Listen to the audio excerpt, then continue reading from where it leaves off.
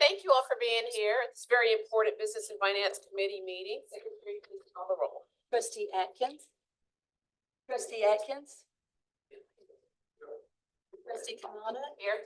Trustee Jenkins. Trustee McGinnis. Here. Trustee Rowe. Here. We have a quorum, and I call this meeting to order. The minutes for the December 6th, 2024 Business and Finance Committee meeting were circulated in advance. Are there any corrections or additions to the minutes? There are no corrections. I move to approve the minutes as written. Second. All in favor, say aye. Aye. All opposed, say nay. The minutes are approved. The first agenda item is a consideration of the tuition and mandatory fees for the 2025-2026 academic year.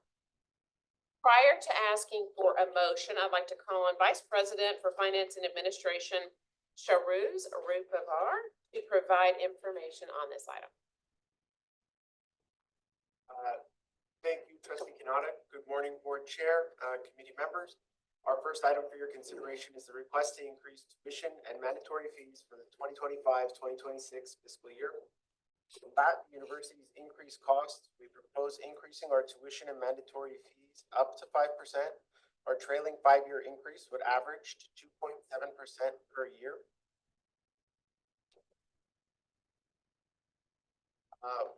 With this increase, we would remain the second most affordable undergraduate tuition of the public universities in Tennessee. Initial feedback from the other schools has them seeking around the same percentage as us, give or take a little bit. Our 3-year average of increases for all LGIs with the intended increase of fiscal 26 would put APSU at the second lowest average increase over the past 3 years.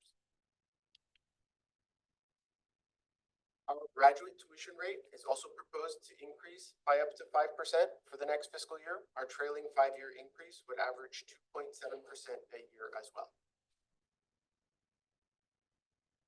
Again, APSU will be the second most affordable graduate tuition in the state amongst the public universities.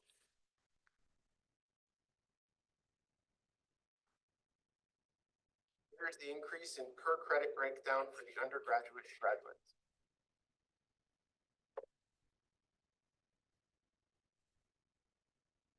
The distribution of the mandatory fee increases is as displayed. The increase for the campus access fee is intended to support the need for higher costs and staffing demands. To address our campus maintenance and physical infrastructure, this funding will go towards hiring more staff in the needed trade areas and funding more maintenance and repairs. The graduation fee must be increased to support new software that was purchased to streamline the distribution and issuance of diplomas to our graduates. Creating a cost-effective solution for our students by bringing commencement photography in-house and allowing for a replacement budget for pictures and technology. The technology access fee needs additional funding to keep up with our enterprise-wide software license increases. This fee also supports classroom technology upgrades. A portion of the fee will be dedicated to introducing AI technologies within academic programs so our students are better prepared and more competitive within the current job market. University Health Services needs additional fees to attract and retain qualified professionals to support our students. The fee increase will go towards staff and increase supply costs. The University Athletics Department is increasing student athletic care, and this fee will help mitigate those costs. There are 3 significant items to note about our increases next year. First, our housing rates will remain flat for the students. Second, our out-of-state differential will not be increasing. Finally, we request the board approve up to a 5% increase in tuition and mandatory fees for the next fiscal year. This allows for the university to be nimble with the market demands and not fully utilize the allowed increase if not needed by the fall. Thank you. Thank you. Do I hear a motion to approve the tuition and mandatory fees for the 2025-2026 academic year as requested? Make a motion. Is there a second? Second. It's moved and seconded. Are there any discussion? I'd like to, Don, go ahead. I have, obviously, no one wants to raise, fees and no one, we know that the costs are rising, for everything around the country. But last night, spent an hour or so just going over college costs, and I looked at surrounding universities around here. Vanderbilt University today, you go there with fees and housing is $98,000 a year. Tuition is $76,000. I also looked at the tuition here is 8,000. Correct me if I'm wrong, and I could be, but if you are a student that qualifies for the Hope Scholarship, I think in the freshman and sophomore year, that's $4,600. That means your tuition is less than $4,000. And in your junior and senior year, if you keep your academics up, I think it's $5,700. I don't know if that's changed or not, but that means your tuition is only about $3,300 a year. That's not to minimize that. For a lot of people, that's a lot of money. But that is very affordable, and not just, when you think about Austin Peay, it's not just the second, you're going to a four-year college, it's the second most affordable four-year college in the state of any college. I looked at Trevecca Nazarene, $31,000, Sanford, down in Birmingham, $40,000 is tuition. MTSU is $9,500. That's last year's tuition. I don't know what they're looking at this year. Costs have gone up. The other thing that some schools have been able to reduce their, and I know Chris Phillips will be glad to hear this, but have reduced their or keep their fees as low as they are, is they have endowments. Harvard's is $50 billion, $50 billion. Vanderbilt's is $10 billion. Ours is just in the, I don't know what it is now, Don, you may know, Chairman, but we do everything we can here to keep the cost down. They're legacy scholarships. And I applaud Dr. Licari. I think one of the best things he has done since he's been here, besides attending every athletic event that goes on, is the legacy scholarships. This young, our newest trustee, student trustee, this is a third generation legacy here, and that's $1,000 scholarship. So there are a lot of incentives, along with many other scholarships that alumni and others have supported to keep the tuition low. So I'm sorry that it's going up at all. But I think to keep this university where it's going, and I looked at this physical plant now, it's never been in better shape. And I know we're going to hear some from the library folks in a minute, but I emailed Dr. Licari about it. He explained the reasons for this. When I first, I guess it was several years ago, when I looked at our academic payroll for our faculty, that's some of the most important people you have on this campus, are the people teaching the students. It was one of the lowest, maybe the lowest in the state. And I brought it up to our president that time. We have to do something, or we're going to lose these great people, professors that spend their time educating our students. So, Dr. Licari, I reluctantly vote for an increase, but it's necessary. And thank you for doing all you can. And I think that tuition free for under $75,000 makes an incredible statement that this university is filling its mission. You don't have the resources to go here. We're going to be sure that that's not an obstacle. So thank you for doing that. Now you go back. Thank you. Thank you. Just another thought, obviously, tariffs are on everybody's mind. We know for the next 90 days, the suspension of tariffs, we don't know where the playing field is going to level right now. And I know the state of Tennessee is only allocating, what is it, $17 million? Is that right? Toward public education. So they've cut down the amount of support that we've had as a university. And I think we need to look at the next meeting and say, hey, well, where are the tariffs going to settle down? Tariffs conceivably could cost our cost of doing business in Austin Peay could go up substantially. And I know we can go up to 6.5%. I think 5% is fine for now, but I think we need to take another look at the next board meeting and see what's happened with tariffs to see if we can still maintain our financial stability with within that 5%, or if we have to increase it because of our increased cost of doing business with tariffs. Any other conversation? Yes. Yes, ma'am. When I first got the word that we were looking at increasing tuition, it was 5%. I have to admit, I was like, that's a little drastic. But then I thought, in the whole scheme of things, when we look at where we are compared to other universities in the state, and then also the cost of things that have gone up with inflation, and to be good stewards, both short-term and long-term, I thought this was a very reasonable increase. And we have done a great job of mitigating things as much as we possibly can, as well as the energy that's here. And we just went through the Gov's Give, I think that's what it was, President Lakari, and the amount of passion that we have for our university. And it's not lost on me. I was a student here. I had student loans. I remember it vividly. I paid them for 10 years, every day, every month until I got them paid off. So my point to all that is that I'm very thankful that we are able to still do what we do at Austin Peay and build for the future. I mean, Vice President Clemens and I were talking recently about probably looking at building another residence hall. And so that way we have the infrastructure. So I'm very thankful that we've got great leadership here from the president and his team. But I also want to thank too the student body for embracing this. And I know that they every day live and breathe this just like the faculty does. But I'm very encouraged about this. And I'm excited because this is going to keep building. And one thing that we as trustees are responsible for is to be good stewards and fiduciary responsibility. I think that we're doing that through this. So thank you very much, ma'am. Thank you so much. Any other comment? Yes. Make a quick comment. So first of all, thank you for the careful support. I'll put it that way because it is careful support, and I appreciate that. You do have a responsibility to make sure that financially we're doing the right things here at the university. And the proposal for a tuition and fee increase of up to 5% is trying to strike that balance of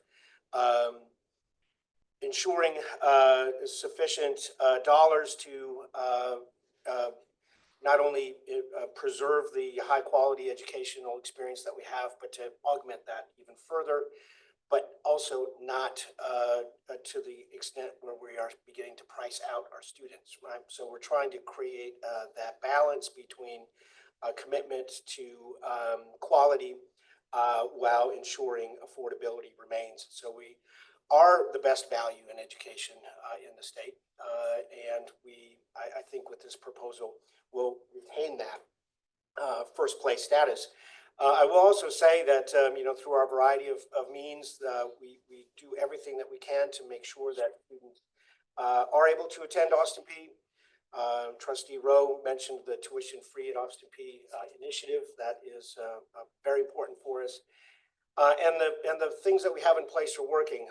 In the last set of graduates who graduated this past May in 24, 58% of them graduated with no student loan debt. And for those who did graduate with debt, it was substantially lower than the state and national averages. And so financially, I think we are in a good spot regarding tuition and fees. That blend of quality and cost, I think, is just right. And I appreciate your work to make sure that we hang on to that perfect blend. So thank you. Thank you. One last comment just from me before we call the roll. I know you all spent an incredible amount of time making sure this was very thoughtful decision.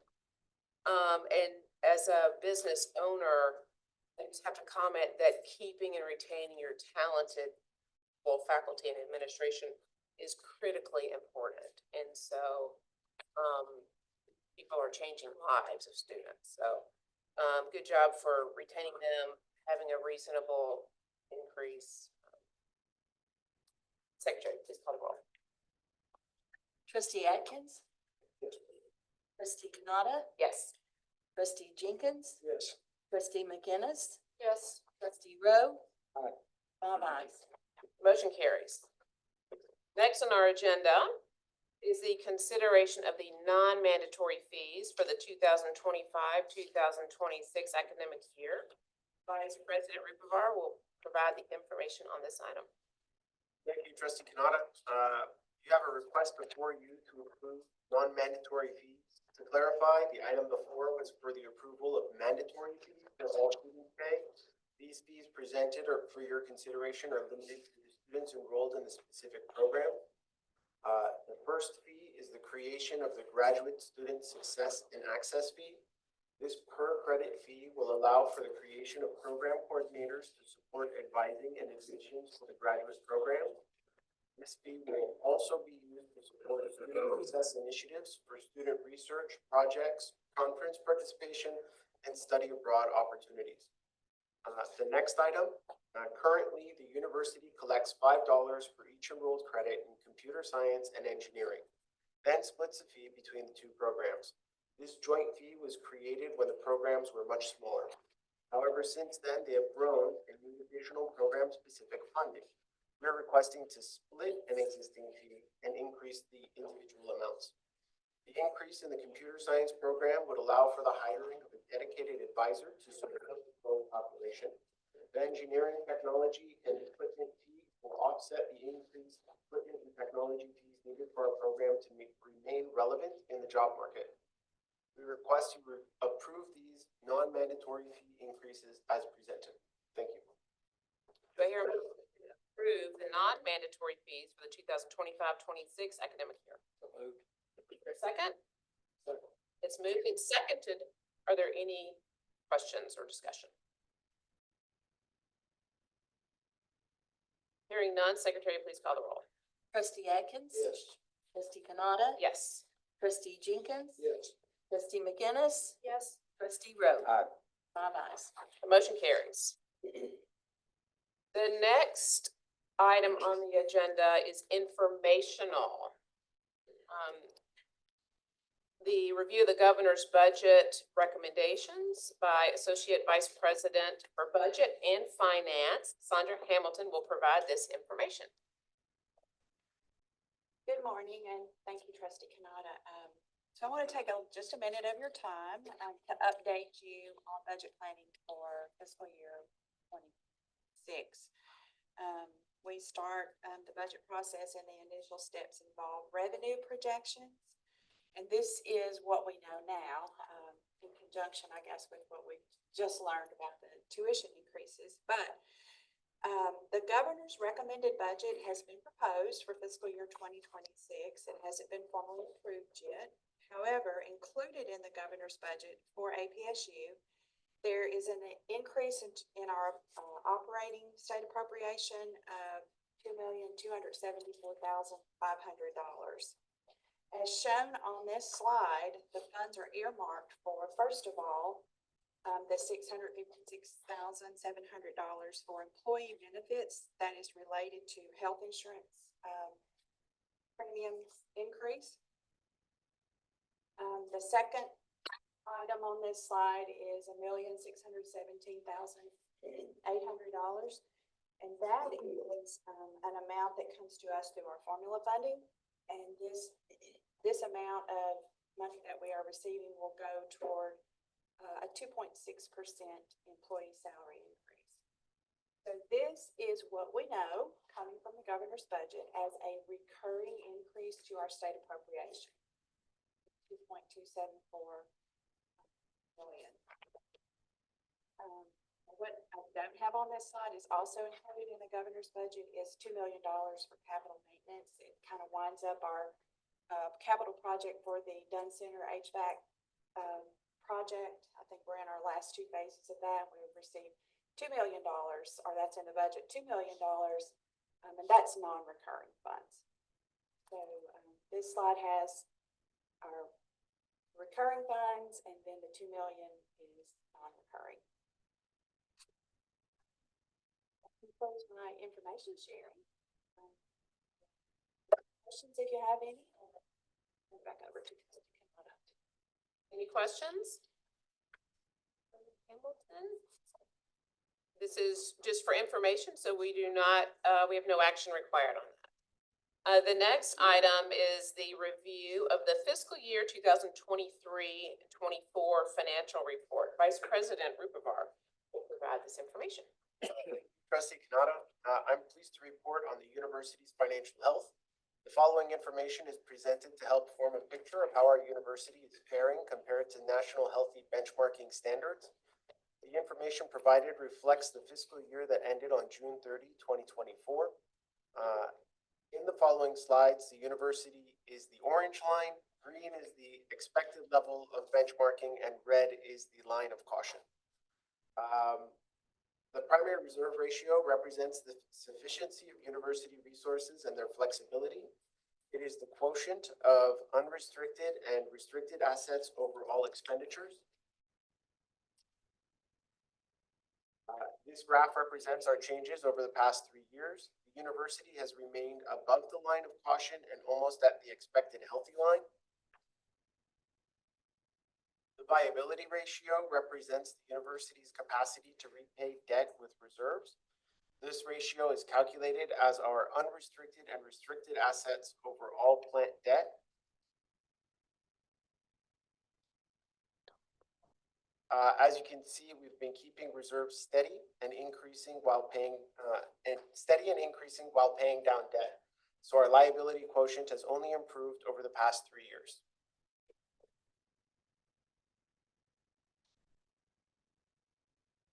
The return on net assets ratio indicates whether the university is better off this year than last. It is calculated as the change in net assets divided by the beginning net assets. While the chart shows an amazing increase, we should clarify that a big portion of this is a result of the comparison to the prior year when we no longer had any HERF funding in our reserves, and in fiscal year 24, we received $20 million from the state for the Oracle ERP transition. This is not to say that we would not have a healthy score without them, but to clarify that it is slightly inflated. Just by 20. By 20 million.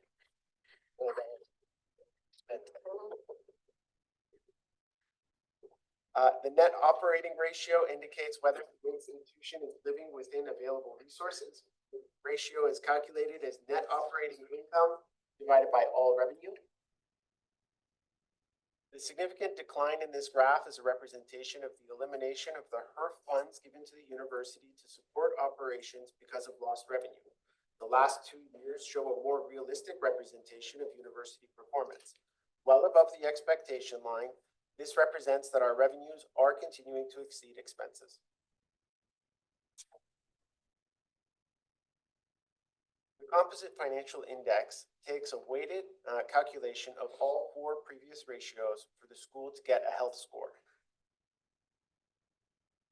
As you can see, all 3 years were at and then above the expectation line. This is due to the appropriate planning and fiscal stewardship by the administration. Thank you, trustees. That concludes my report. We're here to answer any questions. The first 2 slides, can you go back to it, please? At least the first one. I think those are- Primary reserve. Yes, sir.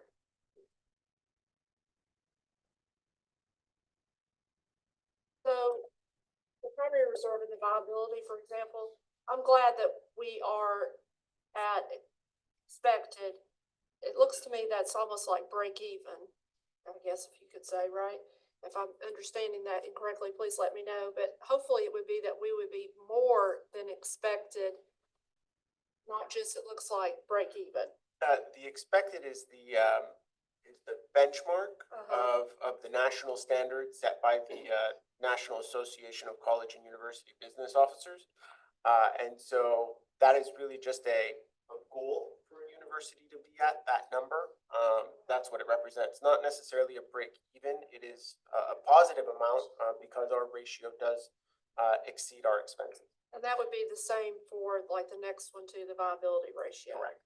And then the next thing, all of these reports that you just shared with us, are these shared with the state as far as, you know, they see these reports, or is this something like internally? Because I'm thinking about as the state overviews how we are healthy as a university, they see this, and I just want to know who sees this and, you know, accountability as far as from the state standpoint. Correct. We fill out our numbers and we turn them into THEC, who in turn creates a report of all school financial health for all the LGIs and the systems. And then we get a comparison of not really a comparison, but we all get a shared report of how we're all faring. And Austin P continues to remain in the middle of the pack. Thank you, because especially with all the attention on university financials on the state level, that's why I'm asking these questions, so thank you. Oh, yeah. Thank you. Are there any other questions? Comments? Well, I'm hearing none. This is only information item, and so no action is required. This concludes our agenda. And I move that the meeting adjourn.